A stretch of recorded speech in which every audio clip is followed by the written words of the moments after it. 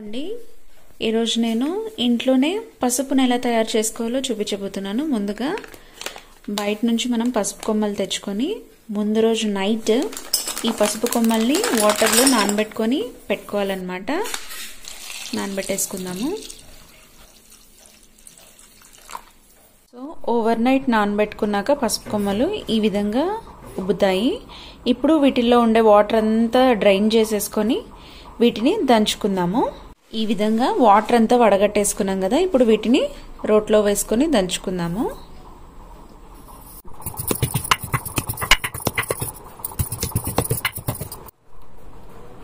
ఈ విధంగా దంచుకోవాలి. ఈ విధంగా దంచుకున్న వాటిని ఒక ప్లేట్లోకి ట్రాన్స్ఫర్ చేసుకొని మనం ఎండలో ఎండబెట్టుకోవాలన్నమాట.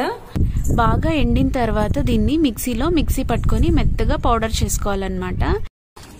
తడి మొత్తం ఆరిపోయింది.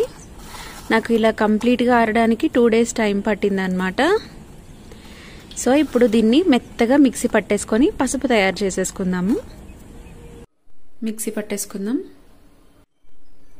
ఈ విధంగా మెత్తగా మిక్సీ పట్టుకున్నాం కదా, జల్లెడలో వేసుకుంటున్నాను.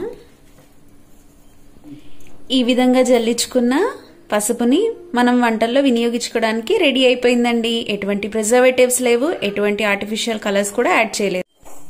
ఇప్పుడు ఈ పసుపుని మనము ఒక ఎయిర్ టైట్ కంటైనర్ లో స్టోర్ చేసుకుని ఎప్పుడు కావాలంటే అప్పుడు మనము యూజ్ చేసుకోవచ్చు. మరిన్ని ఇంట్రెస్టింగ్ రెసిపీస్ కోసం నా ఛానల్ ని సబ్స్క్రైబ్ చేసుకోవడం మాత్రం మర్చిపోకండి.